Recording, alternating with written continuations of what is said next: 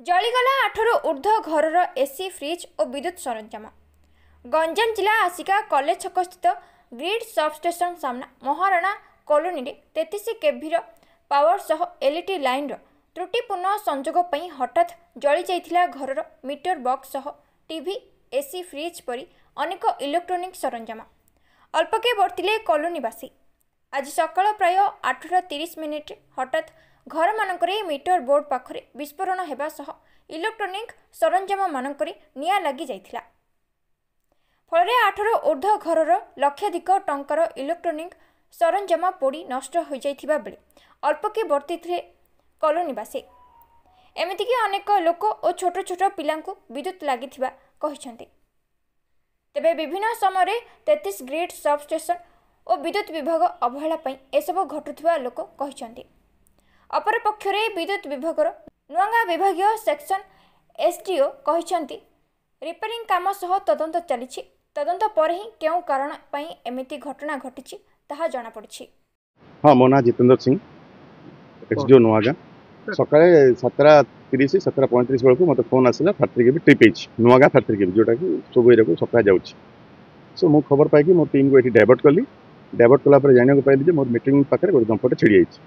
So that मो team को कहली से पाखरे टिके चेक करो आ तो भल भाव चेक करो। से चेक कला पर आम आसिक फैक्ट्री के जो दंपट छिड़ा से रेक्टिफाई करदेलु।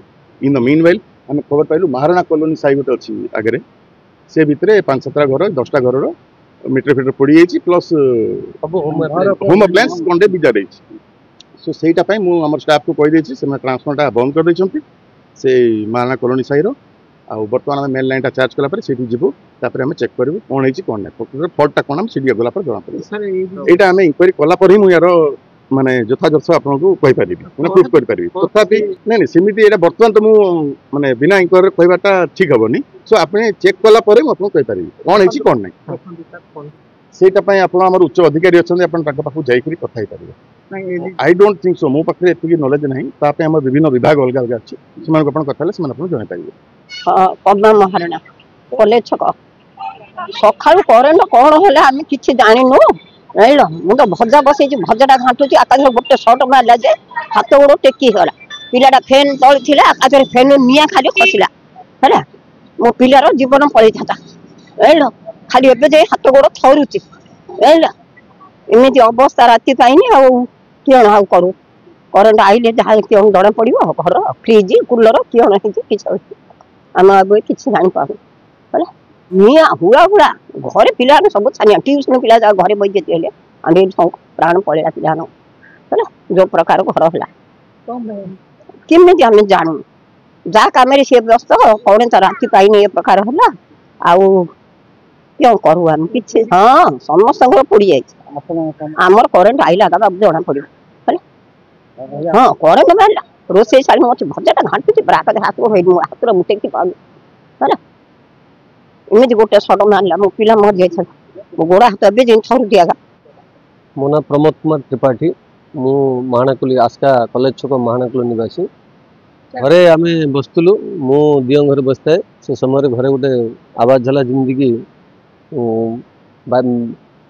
बालास्टिक मिसाइल जमी फुटिले जो साउंड हुए से साउंड है। साउंड हवा फल मु दियों घर बाहर देखली घर जाक सब बोर्ड स्विच सब पोड़ी जाइए फ्रिज एसी गले आमर एक्वा जी इलेक्ट्रिक होम अप्लायंस रोज जिनस ना वायर भी सत्ता ना एभली जो करेन्टर से डिपार्टमेंटर अपारगता होता पारे किंबा कौन कारणवशतः ये जिनस होती जो कारणटा कि वर्तमान पर्यंत खोजी होनी किंतु घर समस्त पोड़ी जाइए सबू घर निया लगी जाइए सबू घर ब्लास्ट हो विभिन्न प्रकार इलेक्ट्रिक सामान जहाँ जहाँ घर अच्छे सबू ब्लास्ट हो जाए जिन बोमाडिंग हेले जो भली अनुभूत होती से घरटा से भली अनुभूत हो पाखापाखि अनुमान करागले 1 ରୁ 1.5 लाख टका भितर जिनस नष्ट हो मो अनुमान कर मोर बहुत बहुत नष्ट हो साई जो मैंने अच्छे से बहुत नष्ट हो जदि यार उपयुक्त तदंत करी जहाँ क्षति होती सरकार बा ये जो टीपीडीएसएल कंपनी तार क्षति भरणा करें आम चाहूँ। मो ना सुदर्शन जेना मु महाना कॉलोनी रे मोर ये घर अच्छी ଆଉ ସକାଳୁ ହଠାତ୍ ସମସ୍ତେ ବସିଥିଲୁ, ହଠାତ୍ ଗୋଟେ ଯେମିତିକି ଯେଉଁ ଗୋଟେ ମିସାଇଲ ବିସ୍ଫୋରଣ ହେଲା ଭଳିଆ ଗୋଟେ ଶବ୍ଦ ହେଲା। ଆଉ ଉଠିଲା ବେଳକୁ ଦେଖିଲା ବେଳକୁ ମିଟର ବାକ୍ସ ଆଉ ମୋର ଇଏ ଫ୍ରିଜ୍ ମୋର ଏସି ଏ ସବୁ ଯାକ ହୋମ୍ ଆପ୍ଲାଏନ୍ସ ଯାହା ଥିଲା ସବୁ ଏଇ ତ ଇଲେକ୍ଟ୍ରିକ୍ କନେକ୍ଟେଡ୍ ଯେଉଁ ଜିନିଷ ଥିଲା ସବୁ ଯାକ ଧ୍ୱଂସ ହେଇଯାଇଛି। ଘରୁ ଲମ୍ବା ଘର, ଘରୁ ଦାଣ୍ଡରୁ ବାରି ପର୍ଯ୍ୟନ୍ତ ପ୍ରାୟ ଆମର 100 ୱାଇର୍ ସବୁ ପୋଡ଼ିକିରି ବାରଷ୍ଟ ହେଇକିରି ସେ ସୁଇଚ୍ ଫୁଇଚ୍ ସବୁ ଧ୍ୱଂସ ହେଇଯାଇଛି। ଆପଣଙ୍କ ଘର ନା? ଆଉ ଆମର ଏଇଠି 7-8 ଘର ସବୁ ଏଇଠି ଏମିତି ସେଇ ଦୁର୍ଦ୍ଦଶା ହେଇଯାଉଛି।